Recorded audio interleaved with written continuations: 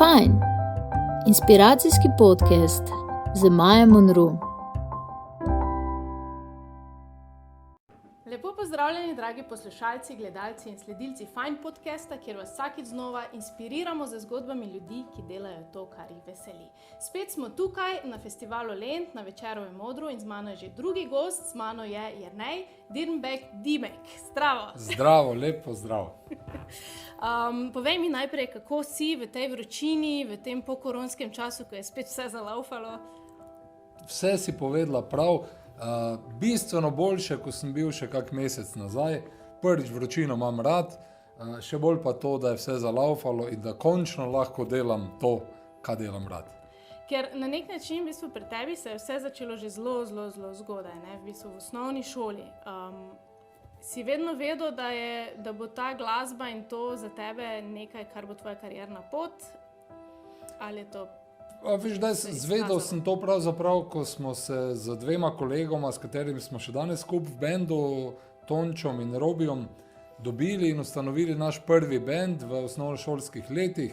Bili smo tam stari med 12-13 let. Ustanovili smo skupino, ki je imela 3 različna imena ali celo 4 pa en komad in začeli ustvarjati. Hitro smo ugotovili, da smo preslabi muzikanti, da bi lahko preigravali druge komade in smo potem začeli delati svoje in začutili, kako je fajn pravzaprav biti kreativen v muziki in nas je to potem potegnilo vase.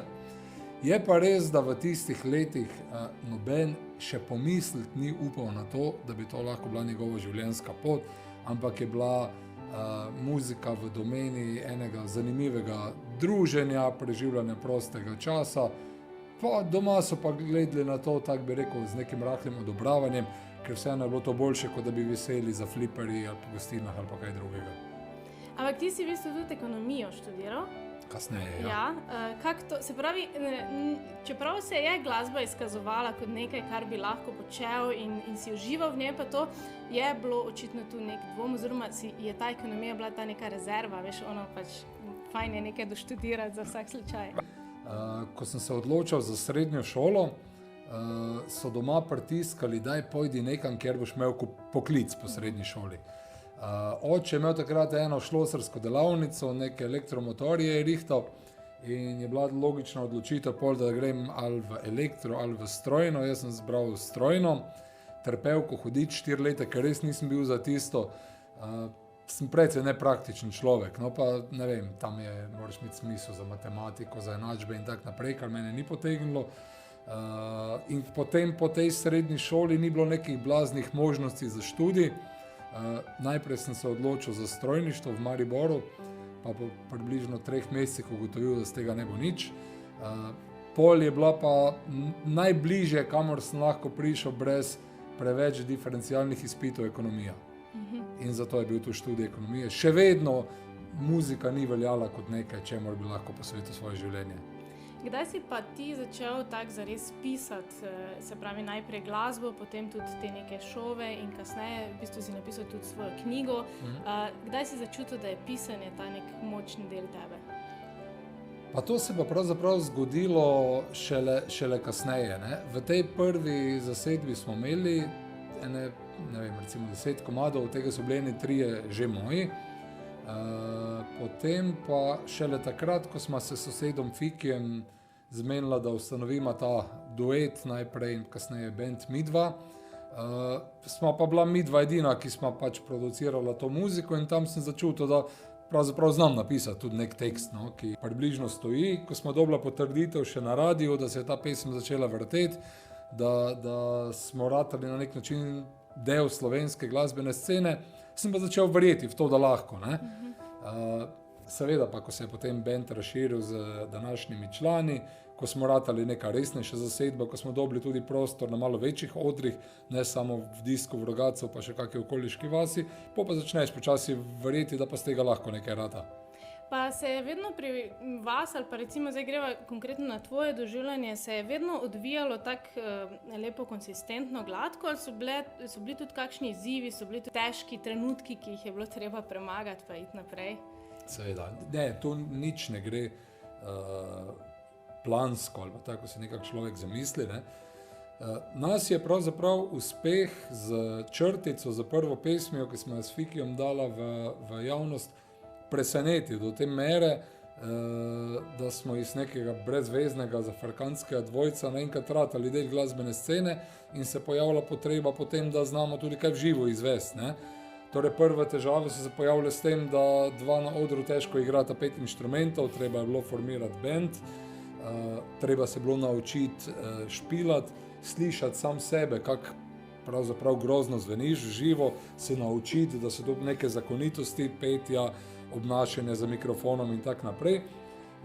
No, druga stvar pa potem, ko misliš, da recimo te neke stvari znaš, pa ko je črtici sledila teta Estera, kot že drugi recimo uspešen singl, Toplice, tretji, vse to se je zgodilo v nekaj letih, ne?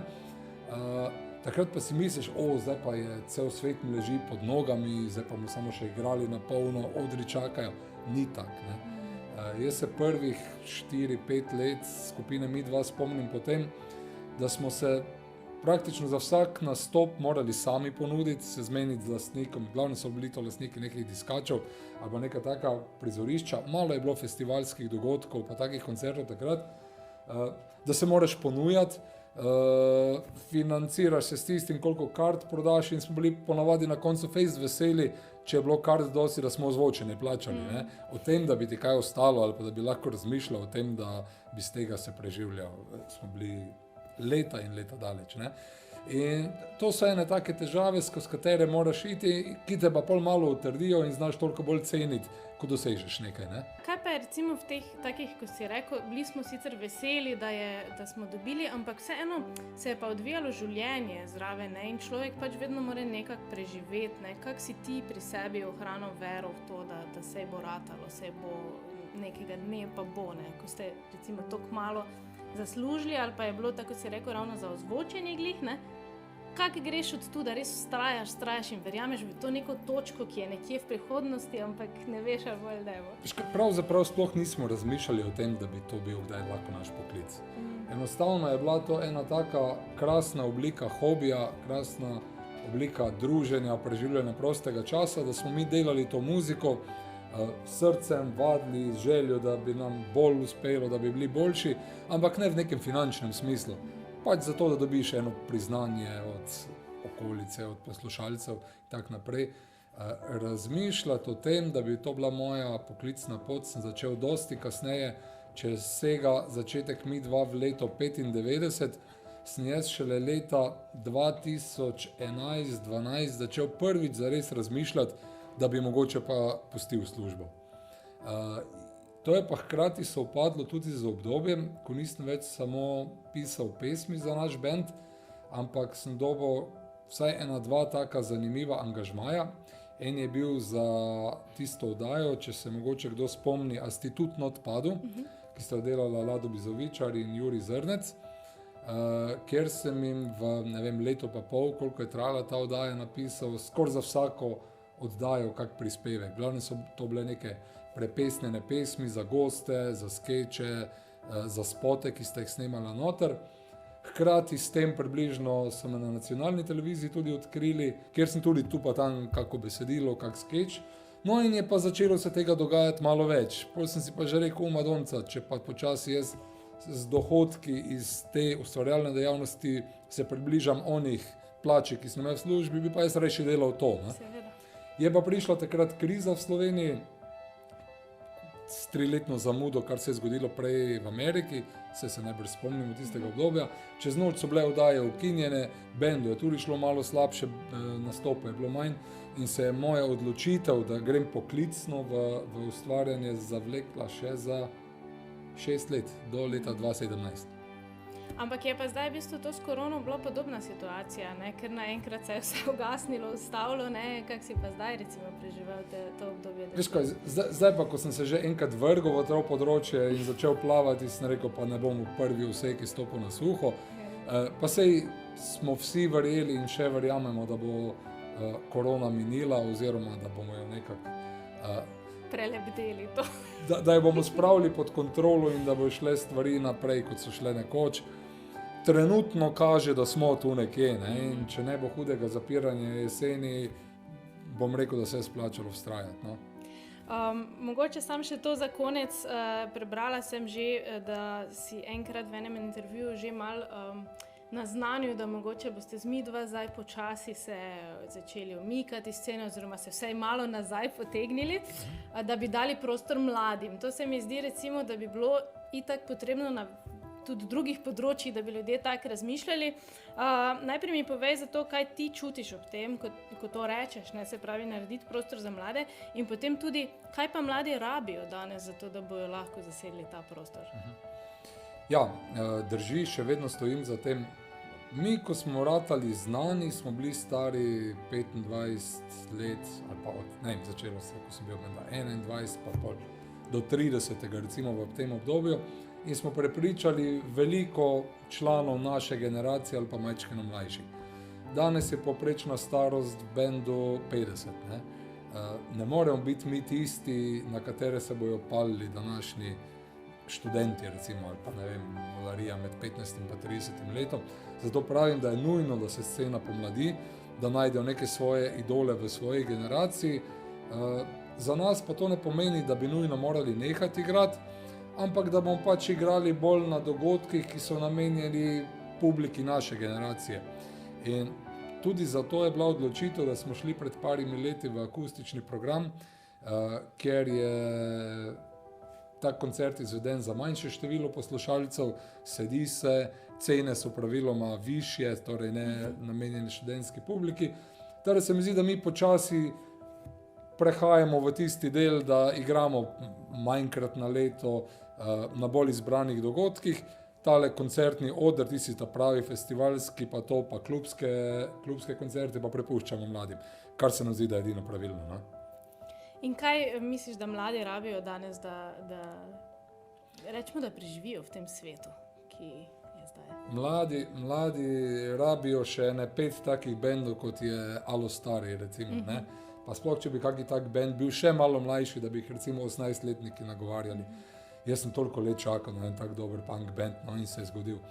Ali pa ne vem, tale mi je zdaj genijalen, kaj je, Leopold I, recimo reper radgonski, ne, ki nagovarja te teme, ki je kritičen, ki ima neki protestniški naboj v sebi, s katerim se lahko identificiraš, če še nisi nek normalno situiran predstavnik srednjega sloja.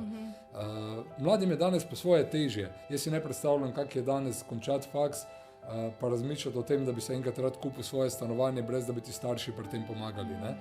In ta gnev proti situaciji je treba na nek način izraziti, in tu so mladi umetniki tisti, ki morajo biti nosilec takih idej. Meni bojo težko verjeli, ne? Če mi razlagal, kako sem lačen kot študent, ne gre. To je res, v bistvu neko to sočutje v isti situaciji, da se znajdejo. Dragi poslušalci, to je vse za današnji Fajn podcast. Dajmo iti danes v dan z tem premislekom. Kje so vzorniki v našem svetu in kje so možnosti, da se aktiviramo, se pravi, da pogledamo okoli sebe in vidimo, kaj se pa vseeno da narediti. Jernej, hvala ti za to. Z velikim veseljem, hvala tebi. Vse dobro naprej. Enako, hvala, srečno. Čau. Če ste se imeli fajn in želite še več inspirativnih podcastov, se ne pozabite naročiti na naš YouTube kanal, lajkati našo Facebook stran in slediti Fajn zgodbi na Instagramu. Bodite fajn, vsak trenutek v dnevu.